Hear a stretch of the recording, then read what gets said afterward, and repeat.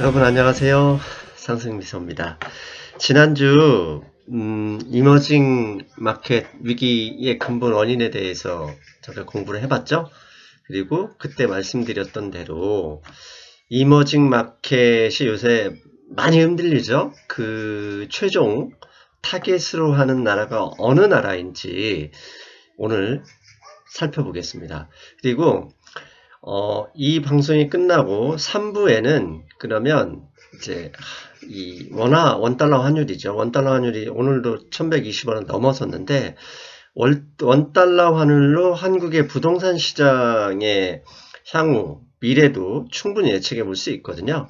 그래서 다음 3부는 원달러 환율과 한국 부동산의 미래라는 강의를 진행하겠습니다. 일단 오늘은 이머징 마켓 최종 목적지는 어디인가? 그 강의 시작하겠습니다. 지난 시간에 그 방송에서 했었던 이야기를 잠깐 요약 정리하고 가겠습니다. 여러분들의 기억을 다시 살려야 오늘 그 최종 목적지 나라를 선정하는 데 있어서 납득이 될 수 있거든요. 화면 보시면 맨 위에 밑에 분모 분자인데요. 밑에 보면 외환보유고 경제성장률, 미래성장 동력이 분모고 위의 통화량, 즉 부채 총량이 분자다. 이게 무엇을 의미하냐? 한 나라의 화폐 가치, 즉 환율을 얘기한다 할 수 있습니다. 다시 말씀드리지만 환율은 어떤 일이든 그 국가 경제의 원인이 아니라 항상 결과입니다. 국가 경제의 건전한 상태를 바로 외부에서는 그 나라의 화폐 가치로 알 수 있는데요. 그 이머징 국가에서 국가 경제를 성장시키려면 돈이 필요합니다. 그 돈은 마구잡이로 찍어낼 수가 없어요. 그냥 마구잡이로 찍어내면 짐바브웨 같은 나라가 돼버리죠. 그 다음에 최근에 베네수엘라도 이와 비슷한 상황이에요. 왜? 외국에서 한 나라를 볼 때, 한 나라에 들어와서 뭐 투자를 하거나 그 사업을 하려고 할 때 결국은 그 나라의 돈을 현지의 통화로 바꿔야 되는데 현지 통화의 가치에 자신이 없으면 돈을 절대 바꾸지 않습니다. 즉 투자가 들어오지 않아요. 그렇게 되면 그 나라 경기가 살아날 수가 없거든요. 그래서 한 이머징 국가가 성장하려면 반드시 통화량이 증가시켜야 되는데 통화량을 증가시키려면 담보로 요구하는 돈이 바로 외환보유고다. 근데 이 외환보유고는 경상수지, 즉 무역해서 벌어오는 돈, 즉 다른 나라에서 벌어오는 돈이나 자본수지, 이 나라에 투자를 하기 위해서 뭐 주식을 사거나 채권을 사거나 부동산을 사려고 들어오는 돈의 총합이 외환보유고고요. 외환보유고가 늘어나려면 당연히 이 나라의 성장률이 높아야 됩니다. 그래서 미래성장 동력, 좀 기술이나 그 돈을 벌 수 있는 기업체가 많아져야 외환보유고가 늘어납니다. 그래서 밑에 보시면 달러, 쉽게 얘기할게요. 외환이라고 하면 어차피 기축통화는 이제 달러와 유로와 엔화, 뭐 파운드와 이 정도가 있는데 기본적으로 달러화라고 보시면 되죠. 달러화가 유입이 되면 당연히 외환보유고가 증가하고요. 외환보유고가 증가하게 되면 환율이 하락합니다. 즉 이 나라의 화폐 가치가 절상이 되고요. 절상이 되면서 외환보유고가 늘어나는 만큼 그걸 담보로 해서 가계부채가 늘어납니다. 이렇게 가계부채가 늘어나면 자산 가격이 상승하고요. 집값이 오르고 주식 가격이 오르면 여러분들 여행도 가고 차도 바꿉니다. 그래서 경기가 호황이 됩니다. 반대로 달러가 유출이 되면 외환보유고가 감소하고 환율이 상승, 가치가 절하되고요. 부채 증가가 지금까지의 증가율만큼 올라가지 못하고 정체되거나 하락하게 됩니다. 이럴 때는 자산 가격이 하락하고 경기가 침체되기 시작합니다. 그래서 결국은 이머징 국가의 경기 상승, 경기 호황을 위해서는 외부의 돈, 달러화가 많이 들어와야 되고 그만큼 가계부채가 활성화되는 거예요. 그러면 정반대는 달러화가 들어왔던 돈이 밖으로 빠져나가면 주식도 빠지고 채권 가격도 올라가고 부동산 가격도 떨어지면서 경기가 침체로 들어갑니다. 이게 이머징 마켓의 근본 위기와 호황의 사이클의 원인입니다. 자, 이거 기억하시고 그 다음을 볼게요. 아무튼 중요한 건 외환보유, 달러가 됐다가 나가는 게 문제죠, 요즘. 그런데 그 핵심 이유는 결국 미국의 기준금리 인상입니다. 미국이 금리를 올렸다고 왜 달러화가 우리나라에서 빠져나가냐? 우리나라에 주식 사러 오는 돈, 채권 사러 오는 돈, 부동산 사러 오는 돈이 모두 다 가지고 있는 돈이라고 생각하시면 안 돼요. 여러분들도 아파트 사고 주식 살 때 자기 돈 100% 사는 분이 없어요. 다 은행 가서 대출을 받듯이 미국 투자자들도 마찬가지예요. 한국이나 브라질, 아르헨티나에 돈 들고 오는 사람들은 미국의 저금리, 어차피 금리 0%인데 이자도 없는 돈을 빌려와서 한국에 예금만 내도 2% 이자 받았거든요. 근데 그렇게 2% 이자 받다가 환율이 거꾸로 2% 올라가 버리면 그냥 꽉 나니까 돈이 빠져나가는 거거든요, 환율이.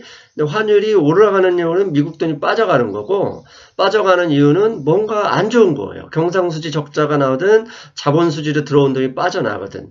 그래서 근본 원인은 미국의 기준금리 인상입니다. 그런데 미국이 기준금리를 한국에만 올리고 브라질 안 올리고 이런 건 아니잖아요. 그냥 일괄적으로 올렸고, 문제는 이머징 국가들의 경제 펀더먼털에 따라서 반응하는 게 다른 거죠. 그래서 중요한 게 외환보유고 들어오는 돈은 두 가지 종류가 있잖아요. 경상수지와 자본수지. 경상수지는 내가 물건 팔아서 벌어온 돈입니다. 여러분이 일해서 들어오는 월급이라고 보시면 되고요.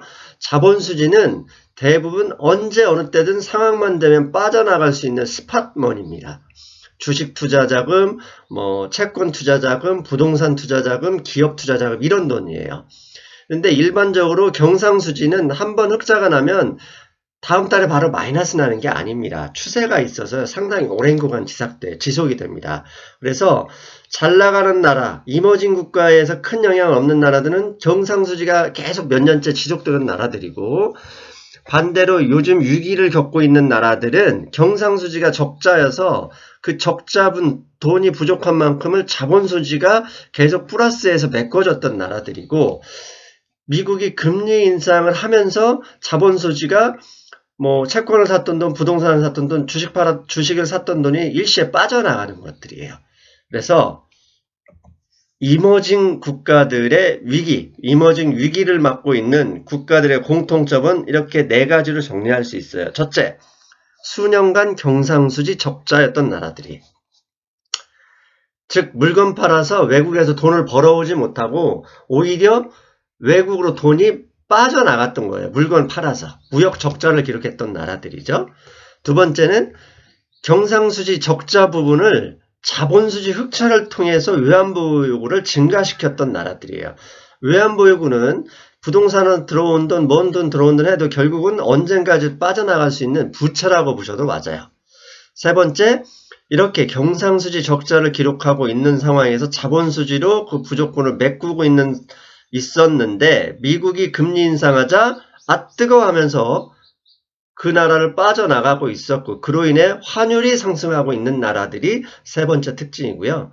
네 번째는 지난번에 말씀드렸죠. 외국인들이 한국에 와서 투자할 때 큰 돈은 채권에 사고요. 자잘한 돈은 주식을 삽니다. 즉 수년간 경상수지 적자였던 부분을 자본수지로 메꾸고 있다가 미국이 금리 인상하면서 자본수지로 들어왔던 돈이 일시에 빠져나가고 있으며 이로 인해서 환율이 올라가고 있고 마찬가지로 큰 돈들이 뭉텅이로 빠져나가니 그 나라의 국채금리가 급등하고 있는 나라. 이런 특징을 가지고 있는 게 이머징 위기 국가들입니다. 그렇다면 이제부터 이머징 국가들 중에 이와 관련해서 어떤 나라들이 더 위험하고 그 다음에 글로벌 금융시장 참가자들이 어느 나라를 가장 최종 목적지로 보는지 유추해 볼 수 있습니다. 자, 이제부터 보겠습니다. 왼쪽의 그림은 무디스라는 국제신용평가사에서 올해 초에 나왔던 그림인데요. 이게 무슨 얘기냐? 커런트 어카운트 밸런스입니다. 즉 경상수지 흑자 적자 부분을 이머징에서 분류한 나라들이에요. 위에 오른쪽의 그래프 이 차트는 경상수지 흑자국들이고요. 밑에 이 부분 있죠? 밑에 터키가 맨 마지막에 있는데 이것은 경상수지 적자국들입니다. 그런데 이게 GDP 대비 비율입니다. 그래서 위에 보면 타이완, 타일랜드, 한국, 헝가리, 러시아, 말레이시아 이런 나라, 차이나는 경상수지 흑자국입니다. 상대적으로 물건 팔아서 벌어온 돈은 내 돈이기 때문에 금리가 오른다고 해서 빠져나갈 이유는 없죠.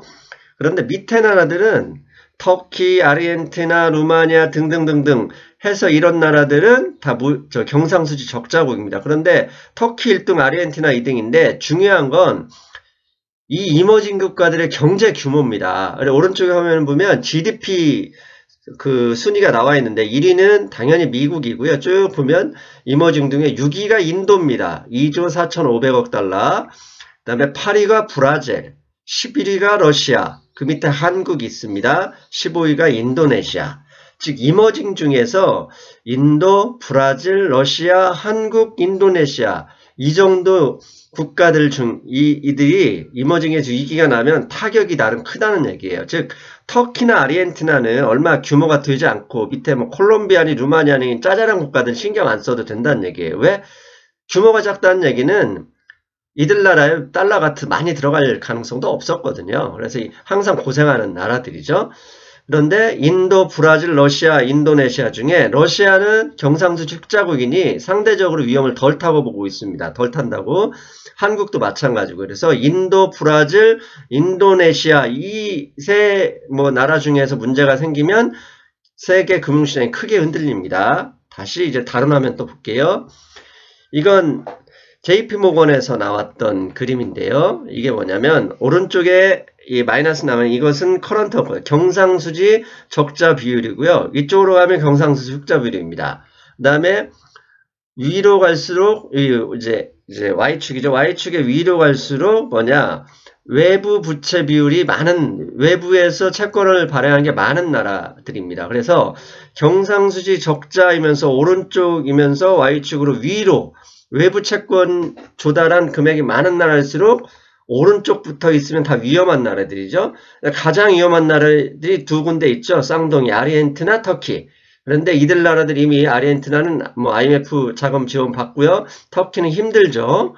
근데 이 나라는 경제 규모가 안 되니까 제끼고 그 다음 나라들이 어디를 보니까 인도네시아, 인디아, 멕시코, 브라질 등이 있습니다. 아르헨티나, 터키를 빼고 인도네시아, 인디아, 멕시코, 브라질 이들 나라들이 나쁜 쪽으로 상위권에 있습니다. 또 다른 화면 하나 보겠습니다. 이게 뭐냐면 외환보유고 대비 현재 외부 부채가 많은 나라들의 그 비율을 나와 있어요. 이게 블룸버그에서 나온 자료인데요. 맨 오른쪽 외환보유고가 상대적으로 작으면 채권 금액, 외국에서 발행한 외인들이 사준 채권 금액이 조금만 높아도 위험하겠죠. 그래서 말레이시아 요새 아시죠? 요새 금모으기 하기면서 힘들죠. 외환보유고가 상대적으로 적은데 그 규모에 비해서 상당히 부채가 많다.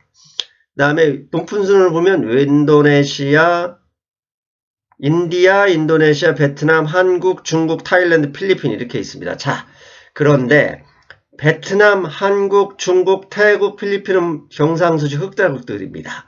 이들 나라는 제끼고요. 경상수지 적자국에서는 인디아, 인도네시아가 외환보유고 대비 부채가 상당히 큰 나라로 블룸버그가 주시하고 있습니다. 여기에도 인도네시아, 인도 또 나와 있습니다. 또 다른 한 편 볼까요? 이거 화면에 잘 안 보이지만 이머징 국가들의 외부 부채입니다.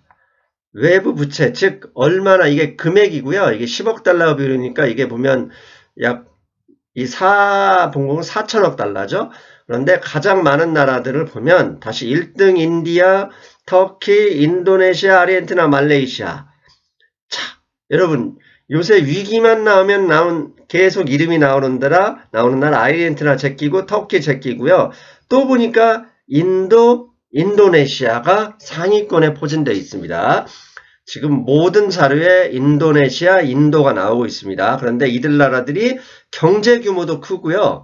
당연히 외국인 투자자들이 연관 비율이 높을 수밖에 없겠죠. 다시 또 한번 보겠습니다. GDP 대비 external debt. 앞에서 계속 얘기한 해외, 그러니까 외국인 투자자를 대상으로 발행한 채권이 많은 나라들이죠. 국내의 투자자들이 채권이 많으면 어차피 국내에서 누군가가 사기 때문에 상관이 없는데 외국에서 채권을 샀다 그러면 미국 금리 인상으로 여차하면 다 나갈 돈들이에요. 특히 만기가 오면 원금 돌려줘 이렇게 나올 수밖에 없거든요. 그 비율 많은 나라들이 위에 보면 이제 박스 쳐 있는 게 인도네시아, 러시아, 타일랜드, 브라질, 타이완, 한국, 필리핀, 사우디, 인디아, 차이나 이렇게 되어 있습니다. 자, 여기에서도 느끼죠. 러시아, 태국, 타이완, 코리아, 필리핀, 차이나, 사우디아라비아 이건 경상수지 흑자국이니까 큰 영향 없습니다. 흑자국이 아닌 나라들의 대표적인 나라 여기 있네요. 브라질 있죠.